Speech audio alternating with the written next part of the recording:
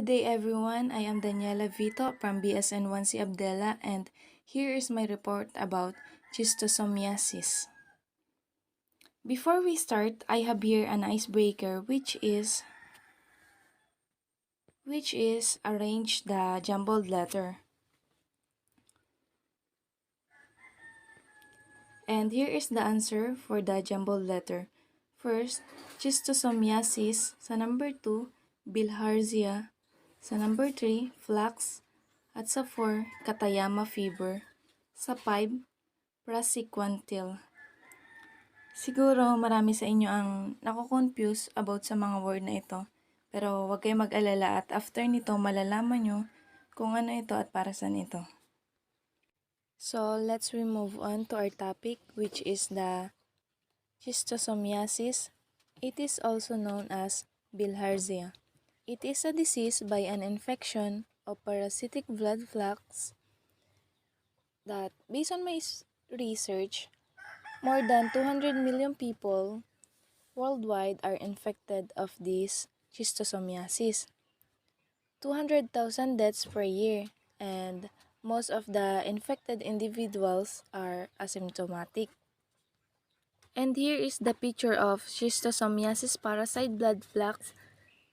Itong nasa baba, and this is the individual that possible infected of schistosomiasis dahil sa contaminated water na pinagliliguan nila. So, when individuals such as children and adult is dumaan or nag-stay sa contaminated water, they can be infected of schistosomiasis. And let's move on to causative agent. Schistosomiasis or bilharziasis is caused by some species of blood nematodes or flax in the genus Schistosoma. I have here 5 different species of schistosomia blood flax that can cause schistosomiasis that each have different geographic range. First is Schistosoma mansoni. It is found in Africa, Middle East, Caribbean, and South America. It is waterborne parasite of humans and belongs to the group of blood flax. And sa number 2 is Schistosoma japonicum. It is found in China, Indonesia, and the Philippines in East Asia. It is a parasite and one of the major infectious agent of schistosomiasis. Sa number 3 is Schistosoma mekonge. It is found in Cambodia. It is a species similar to Schistosoma japonicum that is restricted to the Mekong River area of Southeast Asia. So number 4 is Schistosoma hematobium. It is found in Africa and Middle East. It is the only blood flux that infects the urinary tract, causing urinary schistosomiasis, and it is leading cause of bladder cancer. And ito ding schistosoma hematobium ay, this is one particular involved in genitourinary infection. So number 5 is Schistosoma intercalatum. It is found in Congo, Gabon, and Cameroon. It is the one of the major agents of the rectal form of schistosomiasis. I have here a life cycle of schistosomiasis. First is the stage of eggs or egg stage. It can be carried in the feces and urine from infected individuals, and this egg can be released in the water and hatch into the miracidia. Dito naman sa Meracidia can penetrate into snail tissue. So the Meracidia can then penetrate into its intermediate host, which is the snails. Dito naman sa sporosis begins to incumulated snail. Then the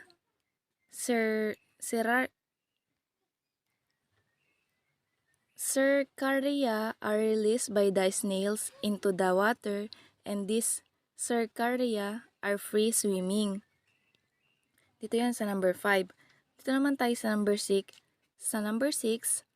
And this is can actually penetrate into the skin. So when the person is walking to the contaminated water, this Cercaria can enter and penetrate in the skin.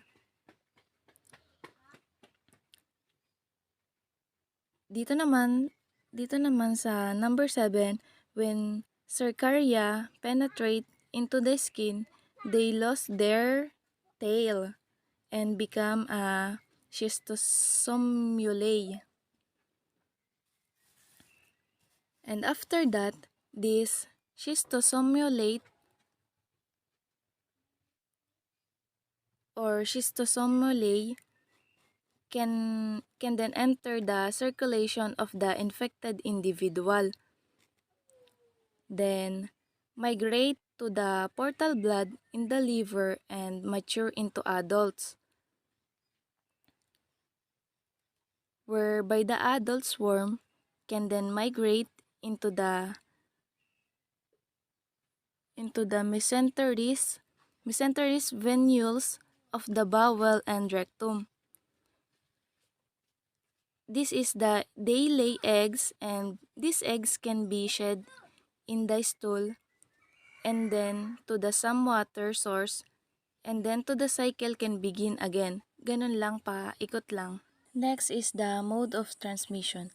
Infection occurs when your skin comes in the contact with contaminated water. Sabi ko nga doon sa life cycle, na-mention ko doon yun. And infection is widespread in poor communities. The affected population nito is the human, children, manual worker, the fisherman, and also the farmers. Kasi sila yung mas matagal na bababad sa contaminated water. The signs and symptoms. First is the fever. Fever, hindi po siya yung normal fever. May tawag po sa kanya, Katayama fever. Cough and rashes. Hindi po ito yung normal na rashes. Ito ay parang may laman siya or nahawakan natin or mas ramdam na ramdam natin at kita natin ito. Chills and muscle pain. And also this one, intestinal tract.